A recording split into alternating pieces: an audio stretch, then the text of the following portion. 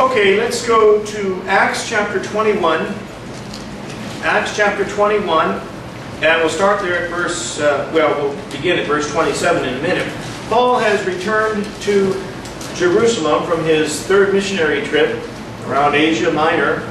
Over the warnings of the brethren, they told him not to go back to Jerusalem, that the Jews would lie in wait and they would apprehend him, but he was determined to go nonetheless.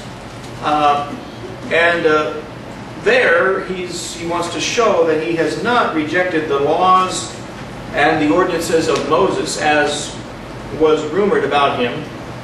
And so he joins other young men who are fulfilling vows as Nazarites. We briefly mentioned that from Numbers chapter 6 last time. And he makes an offering at the temple. Let's go back for just a moment to Numbers chapter 6. Keep your finger in Acts 21. We'll go back to Numbers chapter 6. And start there at verse 8. Numbers 6, and beginning at verse 8, all the days of his separation he is holy unto the Lord.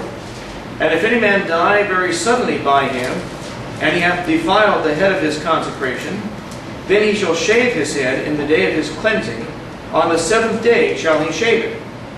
And on the 8th day he shall bring 2 turtles or 2 young pigeons to the priest, to the door of the tabernacle of the congregation. And the priest shall offer the one for a sin offering, and the other for a burnt offering, and make an atonement for him, for that he sinned by the dead, and shall hallow his head that same day. Paul is renewing his devotion to the Lord God, at least in the eyes of the Jews, by shaving his head and making an offering for his cleansing. It raises the question in our text, what thing did Paul do that he needed to be cleansed from? What had he done to defile himself? I want to see if I can't explain what's going on. I need you to turn with me to a few texts. Come back to the book of Matthew. Matthew in chapter 9.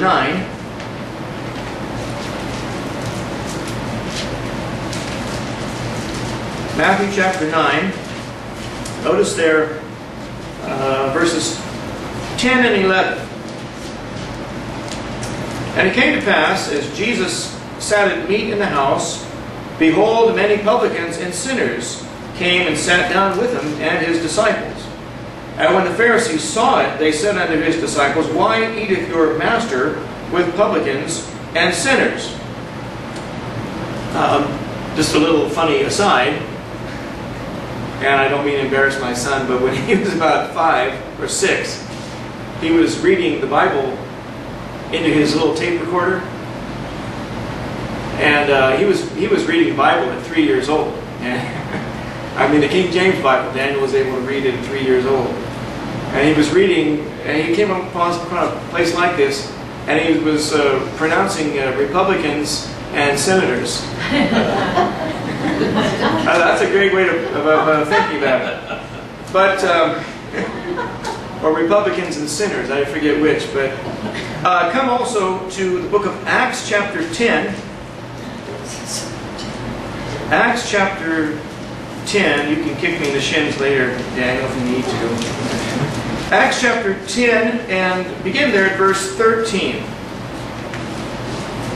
Acts 10, starting at verse 13. And there came a voice to him, Rise, Peter, kill and eat. But Peter said, Not so, Lord, for I have never eaten anything that is common or unclean. And the voice spake unto him again the second time, What God hath cleansed, that call not thou common. This was done thrice, and the vessel was received up again into heaven. Now while Peter doubted in himself what this vision which he had seen should mean, behold, the men which were sent from Cornelius had made inquiry for Simon's house, and stood before the gate.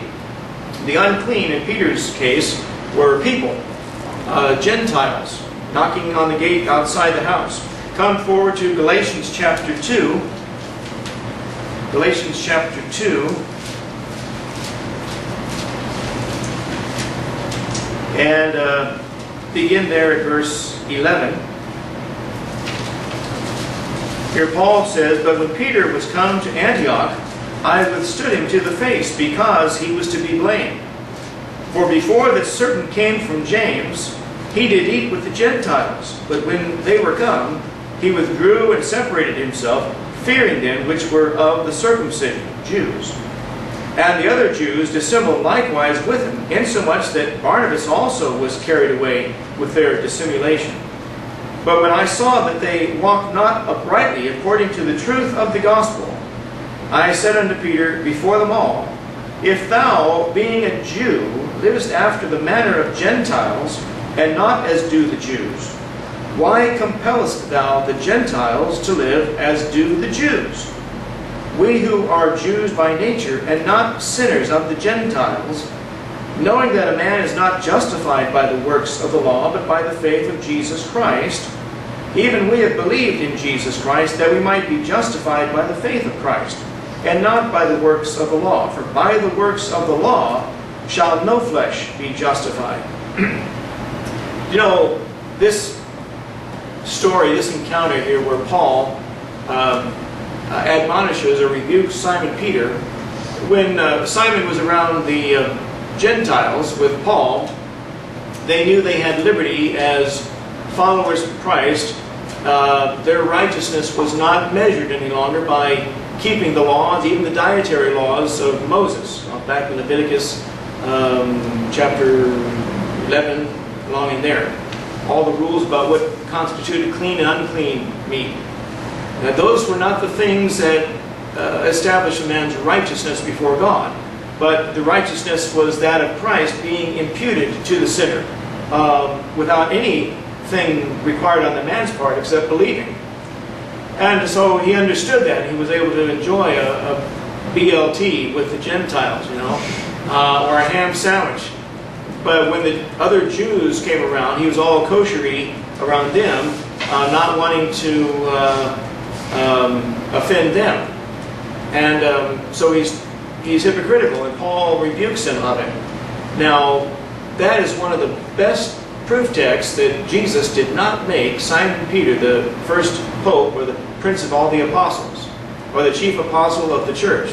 Because you have if so, then it doesn't serve the purpose of establishing his authority to have a traveling evangelist rebuking him in front of everybody and then writing about it and spreading the letter all over the known world at the time. That certainly undermines the whole idea of Peter's authority, as the Catholics like to view it. But that never stopped. And what do Catholics insist upon? That salvation cannot be known for sure. Salvation is based upon the total amount of works and good deeds that you do. Just the exact opposite of what Paul reminded Simon Peter they were to believe. But back here in Acts chapter 21, that text we just read, Galatians 2:16, matches what Paul had said in Acts 13:39, which we read last time. And he said, "By him all that believe are justified from all things, from which ye could not be justified by the law of Moses." So keeping all the Old Testament dietary rules and circumcision laws and the days of the Sabbath and animal sacrifices every time you sin, all of those things had nothing to do with a man's righteousness and his justification in the eyes of God. It was a measure of the Jews' obedience to the law, and of course they failed, and the law was not able to produce the righteousness that God desired. And it was intended to teach the Jew that he needed something that he could not attain on his own. He could not obtain on his own. But let's begin tonight at verse 27.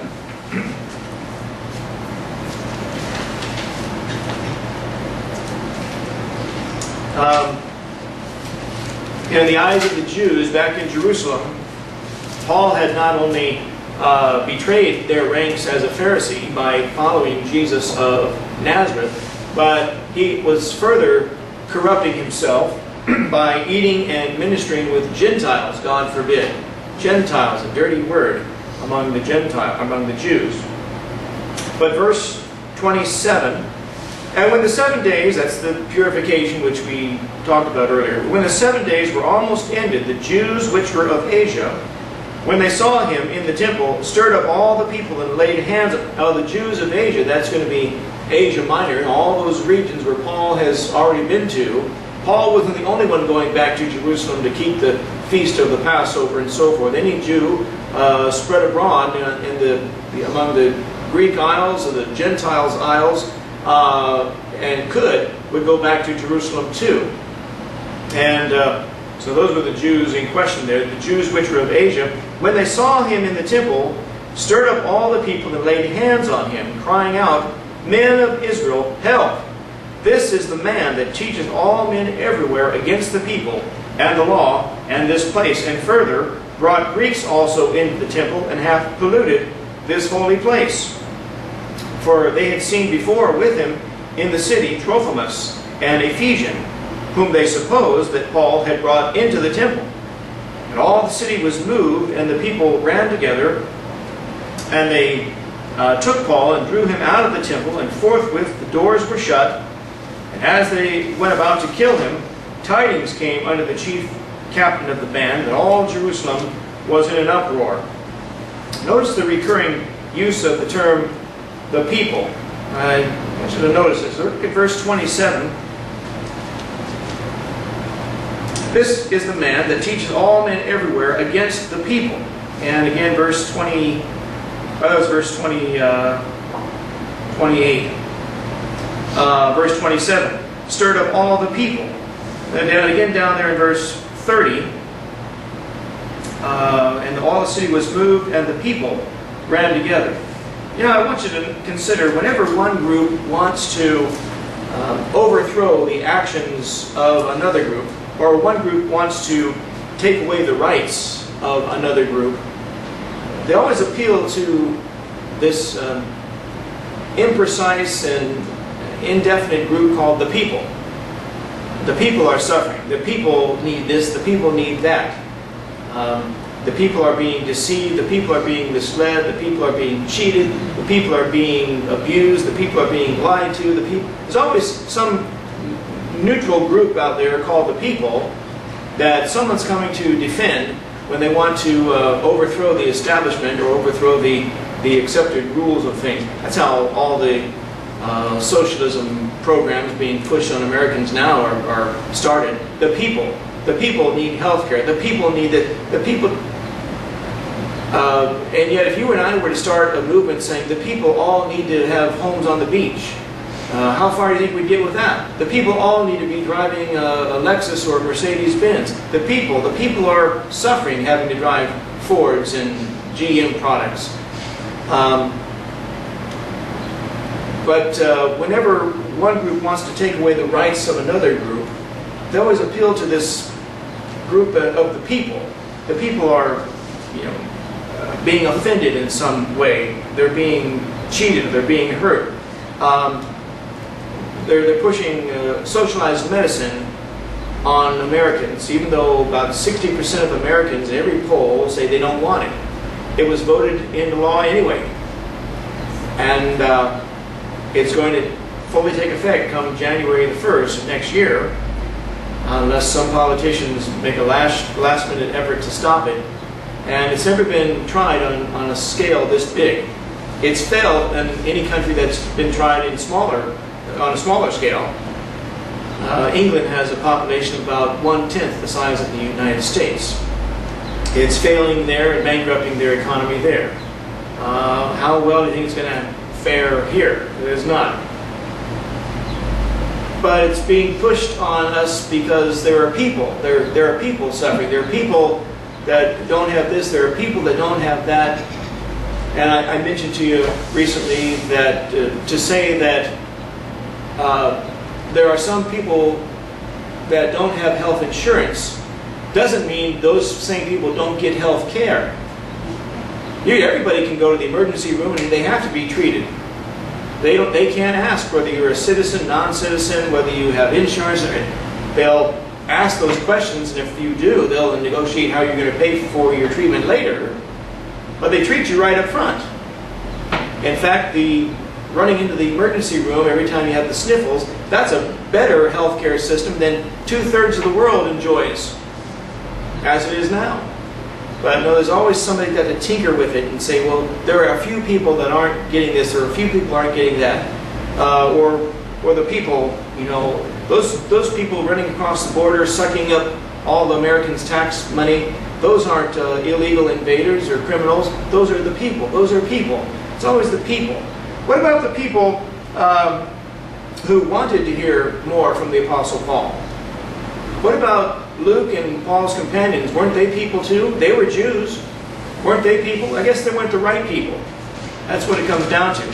And it's interesting to see that phrase pop up when the Jews who were still loyal and true to Moses and the Jewish law saw Paul. They thought he's upsetting the people. No, the people were latching on to Paul. He was preaching to them salvation by grace through faith plus nothing.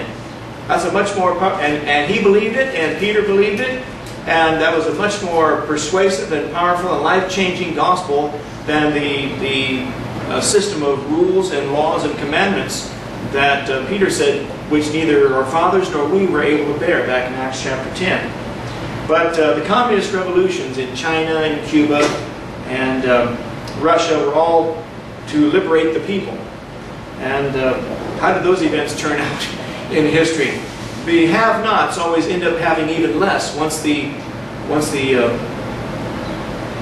new government bureaucrats or new government revolutionaries get done helping them. But it's always for the people. So every time you see someone, and it's interesting, you'd see that phrase pop up repeatedly among people, among a group that just didn't like what Paul was preaching. As I said earlier, not earlier tonight, but in the past, not long ago, if you and I were to lay our gospel alongside that being preached by Roman Catholicism, or that being preached by Mormonism, our gospel is so far exceeds anything they have to offer. It's like night and day. And so, in the case of a Mormon, he thinks he has an edge on us because he lives a clean life, and they don't smoke, and they don't drink, and they dress modestly, and their family structure seems to be very well intact and good for them. But you don't get extra brownie points for doing what you're supposed to do anyway, like raising your family and keeping your home happy and secure. But they think they have an edge over us. Once a Christian, a real Bible believer, starts exhibiting the same kind of clean living and virtuous living and conscience and honesty that those people exhibit, you've taken their number one weapon away from them. Now it's a contest of whose gospel is more powerful, and they can't compete with the gospel of salvation by grace through faith. We had a couple here. Remember Bob and Ruth Bonnie? They were a couple. They had been Mormons for 50 years. And I don't know what it was that brought them to visit our church, but Bob, they both got saved, and Bob said for the very first time he heard that salvation didn't depend upon him. It was by grace through faith, plus nothing. And it was like a life-changing revelation for him. And he and his wife, they had both been to the Mormon temple. They said I think she claimed to have been baptized some 60, 65 times for ancestors that died before Joseph Smith came along. And so they were very devout at one time, and they got their eyes open to how easy it is to be a true believer in Jesus Christ by His grace and His mercy provided for you, and not requiring anything of you except faith. And it was a life-changing event for them. They had great testimonies before they each went to be with the Lord. So the gospel that we preach and believe in is so far exceeds that which others preach and practice. In the case of Paul and the mob, the only thing they accomplished was that the real preaching that Paul was doing was simply slowed down. It was impeded and hindered because some of the people protested and didn't like what they were hearing. Their system of religious works certainly couldn't compete with the grace of God and the forgiveness of God by grace through faith. And so they have to arrest somebody for preaching something superior. There was a man named Julian Huxley, one of the Huxley descendants, biologist and an atheist. And he said back in the 1950s, 1960s, along there, that not believing in God, he said, it doesn't mean that we abandon all morals altogether, but it does mean that once our excitement of getting rid of an outdated piece of ideological furniture, meaning, the belief in God, once he says our relief at getting rid of that idea is over, we must replace it with something better. And we're still waiting for atheists to replace the gospel of Christ with something better. He's long dead, but the claim is still out there, and we're still waiting for atheists and agnostics to replace the saving grace and the mercy and the compassion of Jesus Christ with something better, something that can change the hearts and the minds and the lives of people for eternity. Let's pick up there at verse 32. Who immediately took soldiers and centurions and ran down unto them, and when they saw the chief captain and the soldiers, they left beating of Paul. Then the chief captain came near and took him, and commanded him to be bound with 2 chains, and demanded who he was, and what he had done. And some cried one thing, some another among the multitude. And when he could not know the certainty for the tumult, he commanded him to be carried into the castle. And when he came upon the stairs, so it was that he was borne of the soldiers for the violence of the people. For the multitude of the people followed after, crying, Away with him! And as Paul was to be led into the castle, he said unto the chief captain, May I speak unto thee? Who said, Canst thou speak Greek? Art not thou that Egyptian, which before these days madest an uproar, and leddest out into the wilderness 4,000 men that were murderers? But Paul said, I am a man which am a Jew of Tarsus, a city of Cilicia, a citizen of no mean city, and I beseech thee, suffer me to speak unto the people. And when he had given him license, Paul stood on the stairs, and beckoned with the hand unto the people, and when there was made a great silence, he spake unto them in the Hebrew tongue, saying, we'll stop our reading for tonight, but all of this is fairly self-explanatory. The mob starts to beat Paul, probably his companions with him, and they go and they tell the governor, and his soldiers come to break up the riot taking place, and someone on the lookout says, hey, it's the cops, and they stop beating Paul, and the beating stops, and the governor's soldiers have to carry Paul, according to verse 35 there. When he was born of the soldiers, they carried him up on their shoulders like a winning football coach after a championship game in order to get him to safety. And Paul identifies himself as a Jew of Tarsus there in verse 39. Now he does so without revealing that he also has Roman citizenship. He'll do that later on. He's keeping that ace up his sleeve so the beatings don't get too bad. And we talked about that briefly when we were back in Acts chapter 16.